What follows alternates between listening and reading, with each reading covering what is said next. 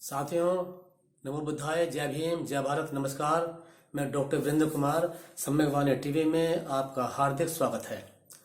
आज हमारी चर्चा का विषय है एक रक्त रंजित, खून से सनी हुई ऐसी घटना जिस घटना के बाद एक विकृत भारत के निर्माण की नींव रखी गई थी। वो घटना क्या है, कुछ कुछ आप समझ गए होंगे। अगर नहीं समझे तो मैं आपको बता दूं। वो घटना ये है कि पुष्यमित्र शुंग ने मौर्य सम्राट बृहद्रथ मौर्य की हत्या की थी, उनके परिवार के सदस्यों की हत्या की थी, मौर्य साम्राज्य का अंत किया था और सत्ता पर कब्जा किया था और एक विकृत समाज की स्थापना की नींव रखी थी। इस घटना के बारे में बाबा साहब डॉक्टर अंबेडकर के क्या विचार हैं, इस पे मैं चर्चा करूंगा।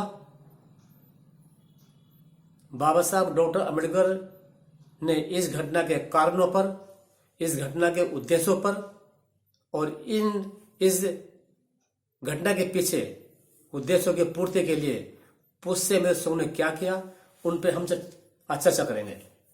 तो मैं आपको आज के विषय पर चर्चा करने के लिए लेकर चलता हूं 185 ईस्वी पूर्व, जब भारत में मौर्य साम्राज्य के शासक सम्राट बृहद्रथ मौर्य का शासन था और उनके सेनापति यानी कमांडर इन चीफ का नाम था पुष्यमित्र शुंग। बाबा साहब डॉक्टर अंबेडकर इस घटना का जिक्र अपने एक लेख में करते हैं, जिस लेख का शीर्षक है ब्राह्मणवाद की विजय। बाबा साहब डॉक्टर अंबेडकर के राइटिंग्स एंड स्पीचेस के जो वॉल्यूम्स भारत सरकार ने प्रकाशित किए हैं, वॉल्यूम 7 में यह लेख छपा है। उस लेख में बाबा साहब डॉक्टर अंबेडकर ये बताते हैं कि पुष्यमित्र शुंग एक शुंग गोत्र का ब्राह्मण था। ये लोग सामवेदी ब्राह्मण होते थे, अर्थात सामवेद में वर्णित विचारों और विधि का अनुकरण ये लोग करते थे, अर्थात ये पशु बलि और सोम बलि में विश्वास करते थे। तो बाबा साहब डॉक्टर अंबेडकर पुष्यमित्र शुंग के बारे में अपने इस लेख में इस तरह का वर्णन करते हैं। अब बाबा साहब डॉक्टर अंबेडकर इस घटना का विश्लेषण 3 प्रकार से करते हैं। पहले वो उन कारणों पर प्रकाश डालते हैं जिनके होते हुए पुष्यमित्र शुंग ने मौर्य सम्राट बृहद्रथ मौर्य की हत्या की थी, उनके परिवार के सदस्यों की हत्या की थी, मौर्य साम्राज्य का अंत किया था और राज पे कब्जा किया था। फिर बाबा साहब डॉक्टर अंबेडकर इस विषय पर चर्चा करते हैं कि मौर्य सम्राट बृहद्रथ मौर्य की हत्या के पीछे, मौर्य साम्राज्य के अंत करने के पीछे पुष्यमित्र शुंग का क्या उद्देश्य था। और बाबा साहब डॉक्टर अंबेडकर ये भी लिखते हैं कि अपने उद्देश्यों की पूर्ति के लिए पुष्यमित्र शुंग ने राजगद्दी प्राप्त करने के बाद क्या क्या बातें लागू की। तो पहले मैं अपनी चर्चा आरंभ करता हूं उन कारणों से जिन कारणों के होते हुए पुष्यमित्र शुंग ने बृहद्रथ मौर्य की हत्या की, उनके परिवार के सदस्यों की हत्या की, मौर्य साम्राज्य का अंत किया और राजगद्दी पर कब्जा किया। तो बाबा साहब डॉक्टर अंबेडकर लिखते हैं, पहला कारण यह है कि सम्राट अशोक मौर्य ने तथागत बुद्ध के धम्म को राज्य धम्म घोषित किया था, एक ऐसे धम्म को जो न्याय, समानता, मैत्री और करुणा पर आधारित है। सम्राट अशोक मौर्य साम्राज्य का निर्माण तथागत बुद्ध के न्याय, समानता, मैत्री और करुणा के सिद्धांतों पर करना चाहते थे। इसी कारण सम्राट अशोक मौर्य ने अपने धर्म प्रचारकों को, अपने बेटे महेंद्र और पुत्री संघमित्रा को भी तथागत बुद्ध के धम्म के प्रचार के लिए विश्व भर में भेजा था, ताकि भारत ही नहीं पूरे विश्व का निर्माण न्याय, समानता, मैत्री और करुणा के सिद्धांतों पर आधारित हो सके।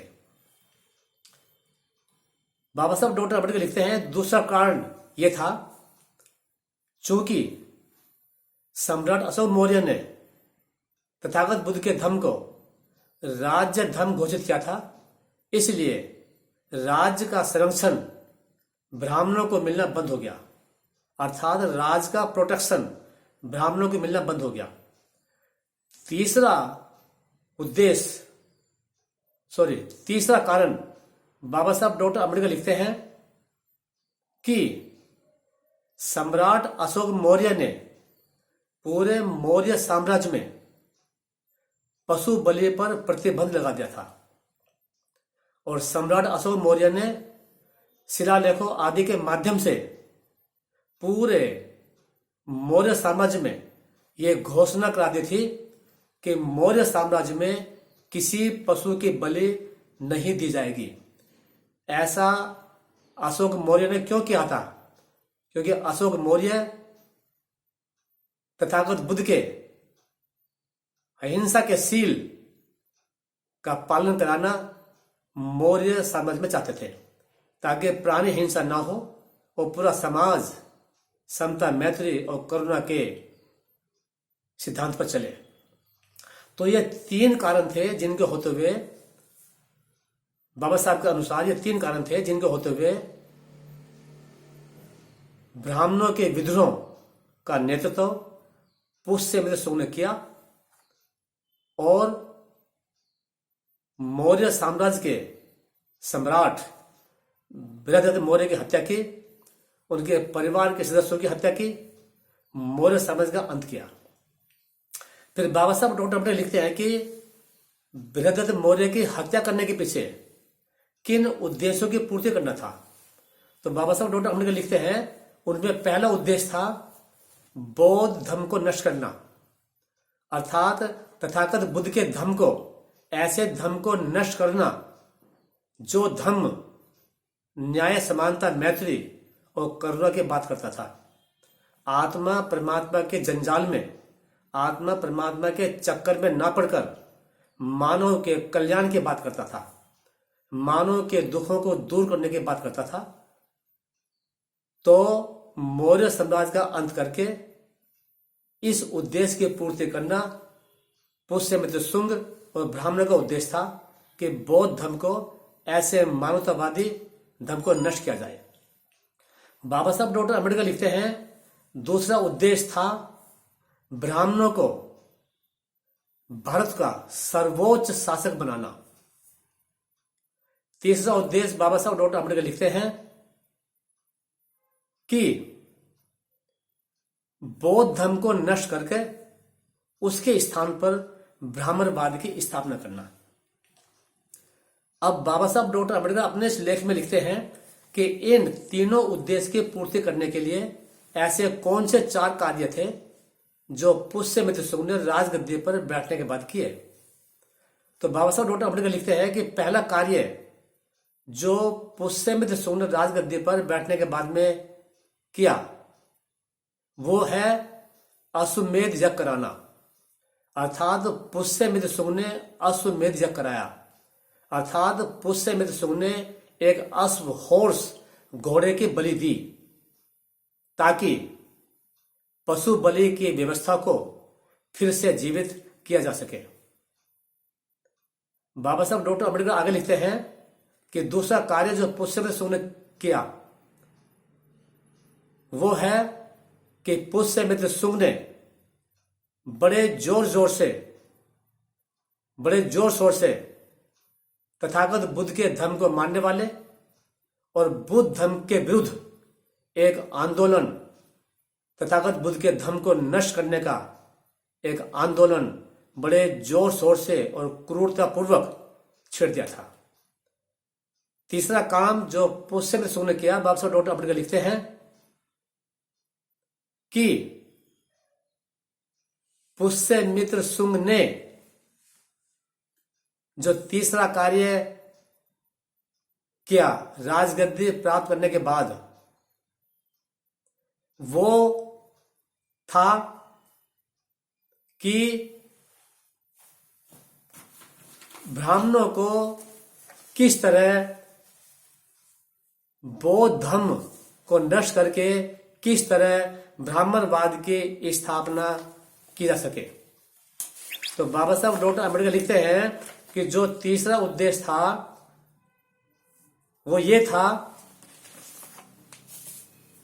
कि किस तरह बौद्ध धर्म को नष्ट करके ब्राह्मणवाद की स्थापना की जा सके, और इस उद्देश्य की पूर्ति करने के लिए पुष्यमित्र शुंग ने एक घोषणा की कि जो व्यक्ति एक बौद्ध भिक्षु का सिर काट के लाएगा उसे सोने की 100 मुद्राएं इनाम में दी जाएंगी। और चौथा जो कार्य पुष्यमित्र शुंग ने किया वो बड़ा खतरनाक था, और ऐसा खतरनाक कार्य जिसने न्याय, समानता, मैत्री और करुणा पर आधारित समाज व्यवस्था को एक विकृत, अन्याय, असमानता, घृणा पर आधारित समाज के निर्माण की नींव रखी। वो कार्य था मनुस्मृति को लिखवाना। बाबा साहब डॉक्टर अम्बेडकर लिखते हैं कि पुष्यमित्र शुंग ने मनुस्मृति लिखवाई और उसको लागू करने की घोषणा की, अर्थात एक ऐसे समाज के निर्माण की नींव रखी गई जो अन्याय, असमानता और घृणा पर आधारित था। अब मनुस्मृति में क्या लिखा है ये यहां बताने की आवश्यकता नहीं है, आप स्वयं मनुस्मृति को पढ़ सकते हैं कि किस तरह समाज को 4 वर्णों में बांटा गया और उसको राज का नियम घोषित किया गया कि इस मनुस्मृति के अनुसार अब राज चलेगा, और किस तरह शूद्रों को सभी अधिकारों से वंचित किया गया। तो ये आप स्वयं मनुस्मृति को पढ़कर जान सकते हैं। तो ये हमने आज चर्चा की है कि इतिहास की, भारतीय इतिहास की एक ऐसी घटना जिसने, बाबा साहब अम्बेडकर लिखते हैं कि ये केवल भारतीय इतिहास की एक राजनीतिक घटना नहीं थी, एक राजनीतिक क्रांति नहीं थी। इसका उद्देश्य बौद्ध धर्म को, तथागत बुद्ध के धर्म को नष्ट करना था। ऐसे धर्म को नष्ट करना था जो न्याय, समानता, मैत्री और करुणा पर आधारित समाज का निर्माण करना चाहता है, जो सबके साथ बराबरी का व्यवहार करने की बात करता है। तो ऐसे धर्म को नष्ट करने के लिए ये राजनीतिक क्रांति की गई थी। तो साथियों, आज हमने इस भारतीय इतिहास की एक अति महत्वपूर्ण घटना पर चर्चा की। अब इसका परिणाम क्या हुआ ये मुझे बताने की आवश्यकता नहीं है, क्योंकि उसी तरह जिस तरह पुष्यमित्र शुंग का उद्देश्य था उसी तरह के समाज की स्थापना की गई, और समाज का एक बहुत बड़ा वर्ग, एक बहुजन वर्ग मानवीय अधिकारों से वंचित किया गया। और बाबा साहब डॉक्टर अम्बेडकर लिखते हैं पुष्यमित्र शुंग की इस राजनीतिक क्रांति का उद्देश्य मुख्य रूप से तथागत बुद्ध के धर्म का विनाश करना था, और वो तथागत बुद्ध के धर्म को विनाश करने में काफी हद तक सफल भी हुआ। लेकिन कुछ विद्वान और समझदार भिक्षु थे जिनके कारण कहीं ना कहीं विश्व में तथागत बुद्ध का धर्म जीवित रहा। लेकिन अब बाबा साहब डॉक्टर अम्बेडकर ने तथागत बुद्ध के धर्म का अम्बेडकर स्तंभ इतना गहरा और मजबूत से गाड़ दिया है कि शायद अब किसी भी पुष्य मित्र सूंग के लिए इस अंबेडकर स्तंभ को हिला पाना बिल्कुल असंभव है। तो साथियों, ये था हमारे आज के चर्चा का विषय। आपने मेरी बात को बड़े ध्यान से सुना, इसके लिए आपको बहुत बहुत धन्यवाद। बस अंत में मैं एक बात और कहना चाहता हूं आपसे कि तथागत बुद्ध का धम्म एक ऐसा धम्म है जो व्यक्ति को पाखंड और अंधविश्वास से दूर करके, पाखंड अंधविश्वास से मुक्त करके उसको उसके पैरों पर खड़ा करता है, व्यक्ति के पैरों पर खड़ा करता है, व्यक्ति को स्वावलंबी बनाता है और व्यक्ति को उसकी उन्नति का सही मार्ग दिलाता है। इसलिए इस वैज्ञानिक धर्म को जीवित रखना, उसको बचा पाना बहुत आवश्यक है, ताकि दुख और संकट की घड़ी में, दुख और संकट के समय ये आपको सही राह दिखा सके। आपका बहुत बहुत धन्यवाद। Thank you very much. नमो बुद्धाय। जय भीम, जय भारत। नमस्कार।